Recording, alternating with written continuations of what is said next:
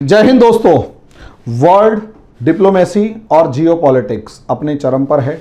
लगातार कुछ ना कुछ बदलाव हो रहे हैं और वो बदलाव इस तरीके से हो रहे हैं दोस्तों कि भारत और चीन दोनों के लिए, मतलब भारत के खिलाफ चीन लगातार कुछ ना कुछ षड्यंत्र कर रहा है, चालबाजियां कर रहा है। ऐसे में एक बहुत बड़ा फैक्टर जो है वो श्रीलंका एक बैटल ग्राउंड सा बनता जा रहा है, और बैटल ग्राउंड खासकर कम और चाइना का एक कॉलोनी ज़्यादा बनता जा रहा है। और भारत की नाक के नीचे अगर इस तरीके का कोई कॉलोनी बने तो भारत के लिए कितना बड़ा सरदर्द होगा, ये मैं आपको क्या बताऊं। अब ऐसे में दोस्तों यहाँ पर इसीलिए एक बहुत बड़ी खबर, या यूं कहें एक बहुत बड़ा सिग्नल दिखाई दिया, और वो सिग्नल ये है कि श्रीलंका के अंदर, कोलंबो के अंदर चाइना के सैनिकों की वर्दी के अंदर लोग दिखाई दिए।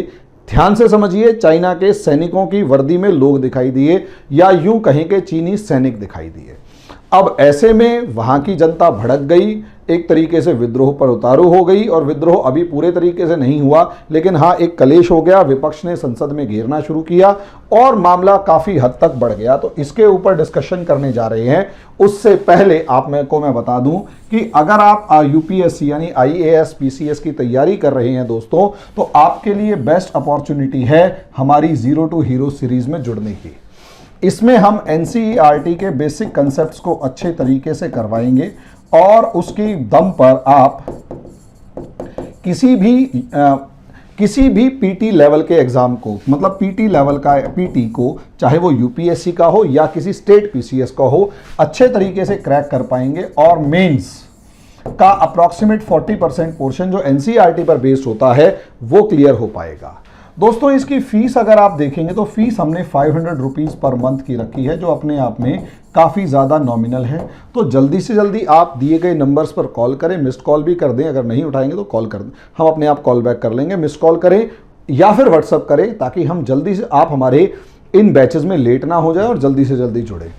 अब आ जाते हैं दोस्तों टॉपिक के ऊपर। पहले एक बार नक्शे और सिचुएशन को समझिए, मामला क्या है। यहां अगर आप देखें तो इंडिया का मैप अगर आप एक्सपेंड करें, पहले तो छोटा ही कर लेते हैं, तो इंडिया यहां इस इंडियन ओशियन के रीजन के अंदर एक बहुत बड़ी पावर है।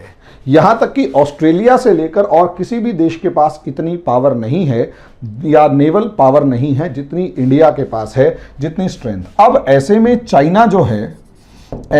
चाइना कॉन्टिन्यूसली इस इलाके में अपनी प्रेजेंस बढ़ा रहा है। हालांकि यहां पर डियो गार्शिगो नाम का एक नेवल बेस अमेरिका का है जो यहां पर प्रेजेंट है, लेकिन चाइना जिस तरीके से अपनी प्रेजेंस यहां बढ़ा रहा है, चाहे वो जिबूती हो गया, चाहे वो केन्या हो गया, चाहे वो तंजानिया हो गया, चाहे चाबहार, चाहे ईरान का जो बंदरकुश, चाहे थाईलैंड के अंदर कोको आइलैंड्स वगैरह आ जाएं, और इस तरीके से श्रीलंका का हम्बनटोटा आ जाए, तो इसमें बार बार इंडिया के लिए एक कंसर्न है कि स्ट्रिंग ऑफ पर्ल्स के थ्रू इंडिया को चारों तरफ से श्रीलंका घेरने की कोशिश में हमेशा से लगा हुआ है।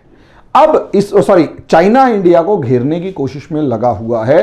हालांकि इंडिया उसके लिए जो भी कर रहा है हम उसके ऊपर अभी डिस्कस नहीं कर रहे, लेकिन यहां सबसे ज्यादा इंपॉर्टेंट स्ट्रेटेजिक लोकेशन, मालदीव्स में भी एक पोर्ट है इनका, सबसे ज्यादा strategic location, important strategic location Sri Lanka के अंदर है, और सबसे ज्यादा टेंशन श्रीलंका के ऊपर है। कारण उसका यह है क्योंकि इंडिया के बिल्कुल नाक के नीचे यहां पर श्रीलंका प्रेजेंट है। अब इस लोकेशन को अगर आप देखें इंडिया और श्रीलंका के अंदर, तो यहां आपको दिखेगा श्रीलंका के अंदर इधर की तरफ एक पोर्ट है जिसका नाम है हम्बनटोटा पोर्ट। अब इस पोर्ट की कहानी क्या है, ये किसी टाइम पर श्रीलंका का रीजन होता था, लेकिन अब ये श्रीलंका के अंदर चाइना का पोर्ट है, और इसके ऊपर 99 ईयर्स यानी 99 साल के लिए चाइना का कब्जा हो चुका है। मामला क्या है, श्रीलंका एक छोटी सी कंट्री है और वीक इकोनॉमी है, और कोई भी गवर्नमेंट चाहेगी कि उसके देश में भी तरक्की हो। अब ऐसे में इन कमजोर देशों को लोन देने के लिए वर्ल्ड बैंक से लेकर दूसरे देश जो हैं वो पीछे हटते थे। आईएमएफ, वर्ल्ड बैंक या दूसरे कोई भी कंट्री या कंपनीज भी बहुत ज़्यादा इन्वेस्टमेंट नहीं करती थी, क्योंकि उन्हें लगता था इन रिटर्न्स नहीं मिलेंगे, या फिर पॉलिटिकल टर्मोइल इन देशों में इतना होता था। जैसे श्रीलंका के अंदर अगर आप देखेंगे तो एलटीटीई ने पूरे देश का बैंड बजा रखा था।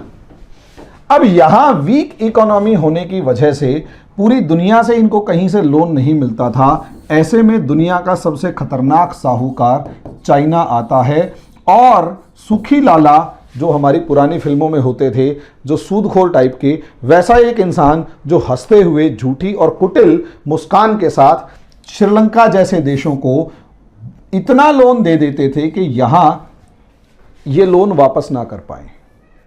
चाइना ने यही किया। चाइना ने श्रीलंका जैसी छोटी सी इकोनॉमी को $13 बिलियन का लोन दिया। अब $13 बिलियन अपने आप में इतना बड़ा अमाउंट है जितनी श्रीलंका की पूरी इकोनॉमी या जीडीपी नहीं है। अब ऐसी सिचुएशन के अंदर श्रीलंका इस लोन को कैसे उतारेगा, और मतलब अनडिस्क्लोज्ड टर्म्स के अंदर दिया। इस वजह से श्रीलंका फंस गया और इसी को कहा गया डेट ट्रैप ऑफ चाइना। चीन का डेट ट्रैप, चीन का कर्ज का जाल ये था। अब श्रीलंका से दबाव डाला और ये कहा कि भैया हम आपको ये पैसा देना है, नहीं तो आप हमारा पैसा वापस कीजिए। श्रीलंका कहता भाई पैसा तो नहीं है। अब ऐसी सिचुएशन में अब श्रीलंका अगर पैसा नहीं दे पा रहा तो रिटर्न में श्रीलंका से क्या लिया जाएगा? श्रीलंका से कहा इस स्ट्रेटेजिक लोकेशन के ऊपर आपके पास एक पोर्ट है, यहां पर इसका नाम है हम्बनटोटा। इसका नाम है हम्बनटोटा। इस हम्बनटोटा पोर्ट को आप ले लीजिए। इस हम्बनटोटा पोर्ट को आप 99 ईयर्स के लिए चाइना को दे दो, और ये 99 ईयर्स के साथ साथ आसपास की 15,000 एकड़ के करीब जमीन जो है वो चाइना को दे दी गई। 15,000 एकड़ अपने आप में बहुत ज्यादा होते हैं, 10-12 गांव हो जाते हैं। अब ऐसी सिचुएशन में सोचकर देखिए, इतना बड़ा इलाका हम्बनटोटा का चाइना को दे दिया गया, यानी ये एक स्ट्रेटेजिक लोकेशन है। हालांकि यहां चाइना अपना जो भी काम करेगा वो उसकी इच्छा है।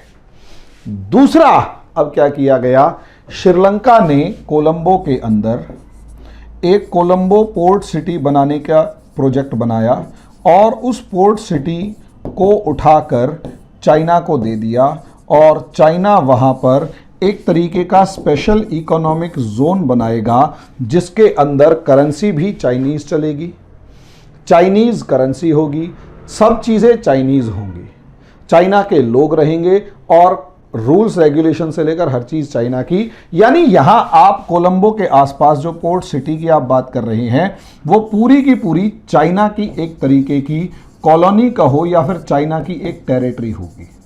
और ये सोचकर देखिए, असलियत में इंडिया के कुछ दूरी पर चाइना की एक टेरिटरी है।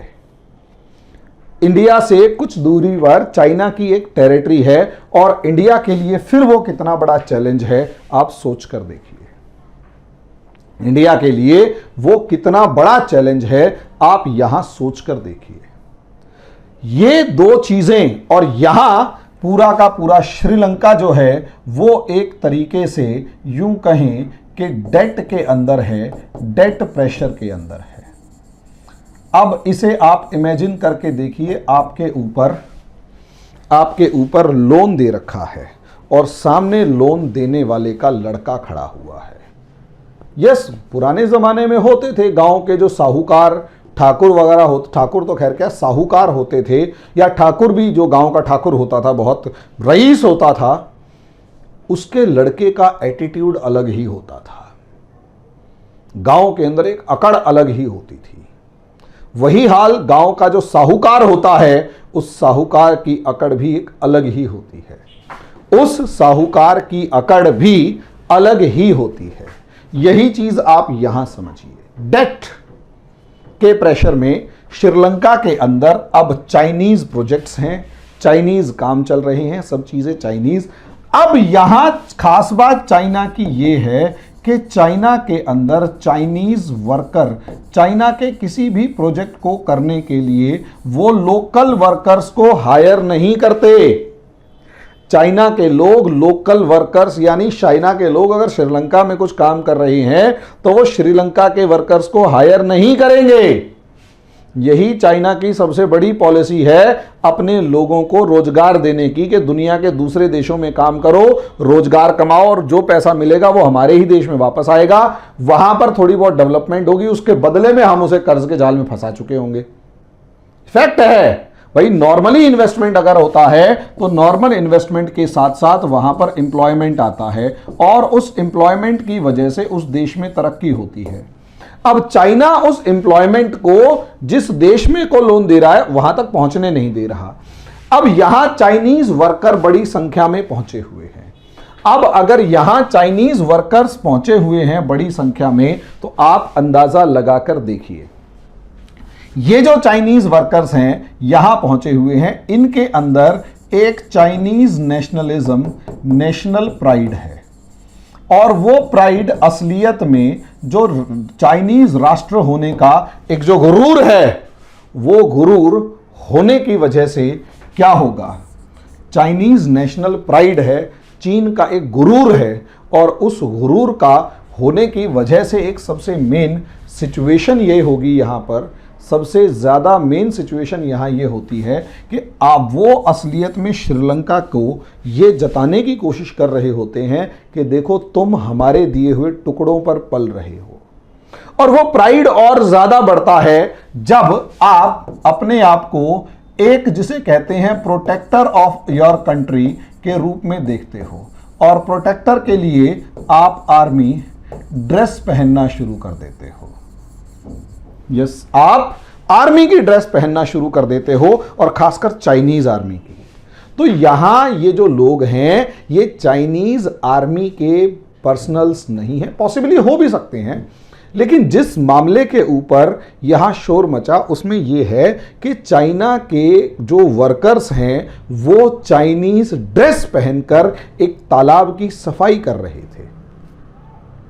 और जब वो चाइनीज ड्रेस पहनकर तालाब की सफाई कर रहे थे तो वहां मतलब सोल्जर्स, चाइनीज वर्कर्स सोल्जर्स की ड्रेस पहनकर सफाई कर रहे थे, तो उन्हें वहां के लोगों ने, लोकल्स ने देखा। और श्रीलंका जो लगभग 40 साल तक LTTE की बर्बादी को देख चुका है और LTTE वाले आर्मी ड्रेस को यूज करते थे, तो इसीलिए उस चीज को देखते हुए श्रीलंका के अंदर आर्मी ड्रेस को आम आदमी को पहनने के लिए बैन है। यानी आम आदमी श्रीलंका के अंदर आम आदमी आर्मी ड्रेस नहीं रख सकता, नहीं पहन सकता, कड़े कानून हैं। और यहां श्रीलंका के अंदर चाइना के जो वर्कर्स हैं, जो मजदूर हैं, वो अपना प्राइड, चाइनीज प्राइड देख रहे हैं। ये इशू है। अब ऐसे में चाइनीज गवर्नमेंट, श्रीलंकन गवर्नमेंट एक प्रेशर में है कि क्या वो खुले तौर पर चाइना को नाराज करे या ना करे, चाइना को नाराज करे या ना करे। तो यहां पर फंसे हुए हैं। हालांकि चाइनीज गवर्नमेंट ने क्लियर वर्ड्स में, श्रीलंकन गवर्नमेंट ने क्लियर वर्ड्स में चाइनीज गवर्नमेंट को कह दिया है कि प्लीज आप अपने लोगों को कहिए कि यहां पर आर्मी ड्रेस ना पहने।